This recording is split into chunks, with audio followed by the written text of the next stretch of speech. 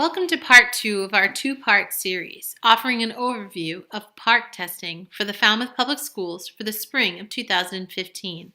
I'm Sonia Tellier, Director of Curriculum and Instruction for Secondary Education. And I'm Zach Wadaker, Director of Curriculum and Instruction for Elementary Education. This second part of our two-part series focuses more on PARCC Simulation test experiences. We're going to offer an overview of test resources and test prep tools offered and sponsored by Pearson, as Pearson is the company hosting PARCC testing.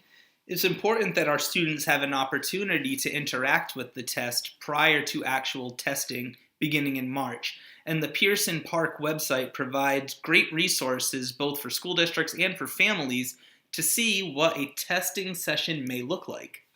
Please know that this opportunity to review test materials with us through this session, this online video, does not replace the work that your students are doing in their schools to increase familiarity with the test structure. We're offering this to you as a guide to help formulate and even navigate through conversations as a family about testing. The first thing we want to make you aware of is the website, which can be accessed at parcc.pearson.com. That's PARCC.pearson.com. Before we move any further in looking at some of the test resources, we'd also like to tell you that we recommend Google Chrome as the web browser. As we've gone through this process and learned more about the tech support aspect of the online computer-based testing, we've been advised that that is the browser that best supports our work. We've had positive interactions with other browsers, however, we feel that this will be the best one for test simulation. As you can see on the PARCC website from Pearson, there are many resources available. Information includes technology setup, which would be specific for districts and technology directors, manuals and trainings, which would be for test administrators and test coordinators, and other support information. The bulk of our time together is going to be spent on looking at test preparation, a spot that you can access from this section of the website as well as from the top of the website in the banner. You can see the information is the same, just two separate places to access the same information. So these three sections within the test preparation menu are the sections we're going to discuss in our time together. The first section we'll look at is sample items. The sample items page provides information based on grade band. So for example, the top section provides information for grades 3 through 5. The second section is for grades 6 through 8, and then high school information is at the bottom. One other feature that we'd like to point out is in the middle column. You can see in the middle column that there's information related to the generic rubrics, which provides general information about scoring. Our focus here together is to talk about test acclimation to the structure, so we're not going to discuss scoring in depth at this time, but as we receive more guidance from the Massachusetts Department of Elementary and Secondary Education, we will be returning to this topic. As you can see, there's also information called the equation editor. The equation editor is a tool that can be used by students during the mathematics portion of the assessment. We encourage that students have an opportunity to look through the equation editor as it will be helpful during their own testing. We're going to move back up to the top menu. And we're going to go to the second part of our concentration under test prep, and we're going to look at the tutorials that are offered. Before you begin engaging in the tutorials, we'd also like to remind you that while PARCC testing is able to be navigated through a personal computer or PC, as well as a laptop, mobile devices such as Chromebooks and Apple iPads also support the testing. On this portion of the website, you can see that there's information about TestNav 8. TestNav 8 is the most updated and current version of TestNav offered by Pearson. That's the system that we use to host and launch all of our testing. There's also information on the paper-based test for PARCC, and we encourage you to look at the online student tutorials, as the online version of PARCC is what our students will be taking. Various information here includes, again, the grade band, so grades 3 through 5, ELA computer-based tutorials, all the way down to the different tutorials that are offered for the high school. The final portion of our presentation is going to be the practice tests. The practice tests, as you can see on the screen, can be accessed for both English Language Arts and Literacy and Mathematics. Once you make a selection in which subject you'd like to look at the practice test or actually take the practice test for, you are able to come back to this screen and enter into the other subject area at a later time. We have selected, for the sake of our conversation today, the English Language Arts and Literacy practice tests. By scrolling down towards the bottom of the page, you can see that you have an option to look at practice tests for grades 3 up to grade 11. As you remember from our first session, we will be administering PARCC testing for grades 3 through 9 in the Falmouth Public Schools. Our grade 10 students will continue to take MCAS, and our grade 11 students are not participating in testing this year. As we mentioned during our first presentation, students will be taking both a performance-based assessment and an end-of-year assessment. The Pearson PARCC website provides sample tests for both of these sessions. You are also able to print out the paper-based practice test should you want to use it and reference it with your child at home.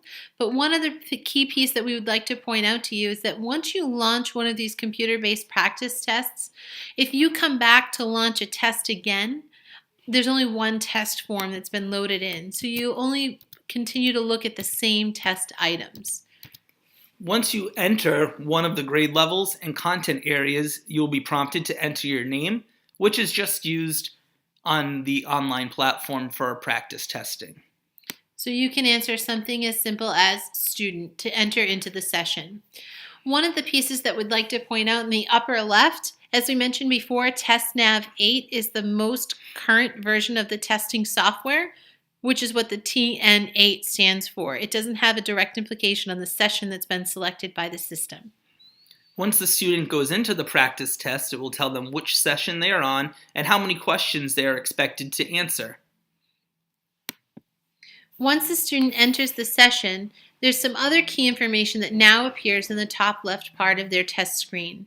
They're reminded that they're taking the grade 3 ELA literacy test, session 1 of that test, also regarded as unit 1 in some of the other explanatory materials, and then they see that they're on item 1 of 13.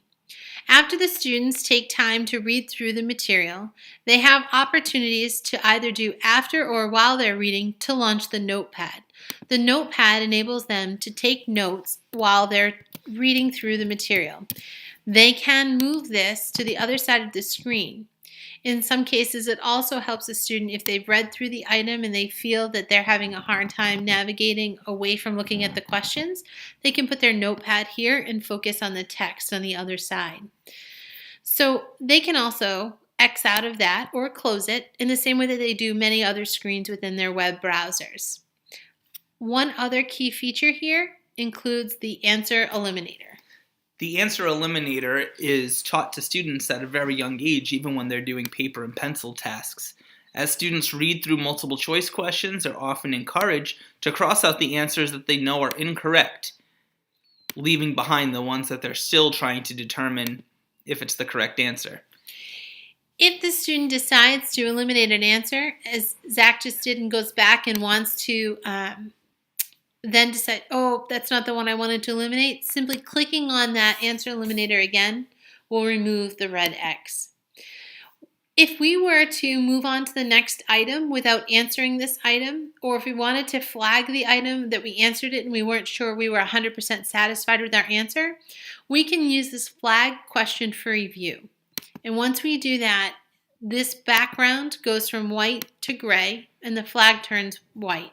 And it lets me know that this is something I want to come back to later. The review is a test overview that we're going to look at in just a moment, but I also wanted to show you the navigational tools over here in the upper left corner because this is how we advance from one question to another. As you can see, if we go back and look at some of these questions here, and for the sake of our discussion today, I'm going to click one answer in and leave one blank. When we go back to the review portion, it will show us That the answer is it's considered not answered because there were two parts to that question. But because we only answered one part of the question, it's not satisfied that we've done our job, and it reminds us that we need to go back out and answer it. This is a benefit of the computer-based program that students were not afforded when they took the paper and pencil PARCC test. As all of their answers ultimately go through the computer system, the computer can offer this summary page at the end. So we're going to click on a couple of responses and just advance the questions. And here you see that we have a click and drag option. So students are asked to take key details and drag them down. But what we want to do really quickly is we want to be able to show you, if we now click on that review button, for question 2, we answered both parts. It's now considered answered. We get the green check mark. And for question 3, because we started to, and we didn't take time to go over and talk about the details we dragged, but the point that we want to illustrate is once you begin to drag those details down to the lower section, it now tells you that you've taken action and you've answered the question. As Sonia mentioned earlier, she flagged one of the items, which will remind students at the end of the assessment to go back and to look at that question again. This way, it eliminates the possibility of omitting answers inadvertently. And one other piece is that while we can click on this review screen here, when a student actually comes to the last question in the session and clicks that next button, it'll actually take them to this screen. And it's at the very end of the session that they actually click on the end section, which will close out their test. We're going to navigate away from, we've submitted our final answers. We're going to navigate away from looking at this practice test. We want to take you to one other one to offer you a little bit more insight. We looked at a third grade option. At this time, let's look at something a little more advanced so that way you can compare how they're going to change.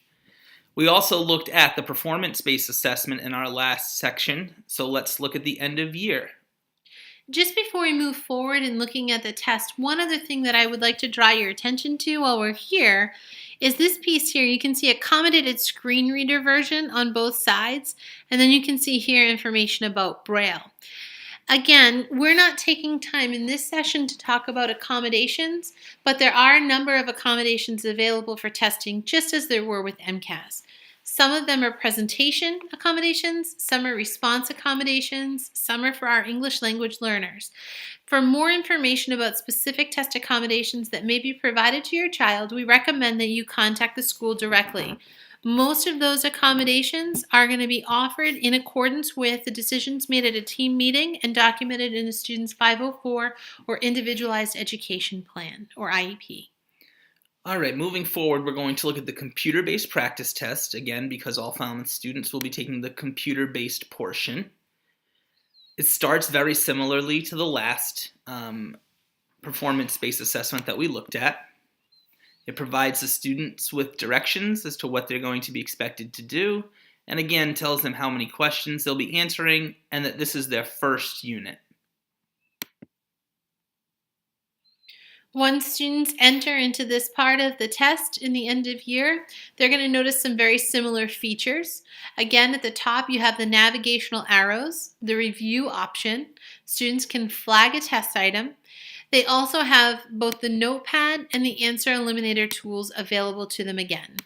So even though the testing content is more rigorous because it's at an older grade level, the same tools are afforded to the students. One of the other things that we wanted to draw your attention to here is that students are asked within the English language arts and literacy as well as the mathematics to construct written responses. Part of what we're looking at here in this overview process are some of the tools that are featured for helping students work their way through both the reading of the online material as well as answering some of the tests and the summary of their responses.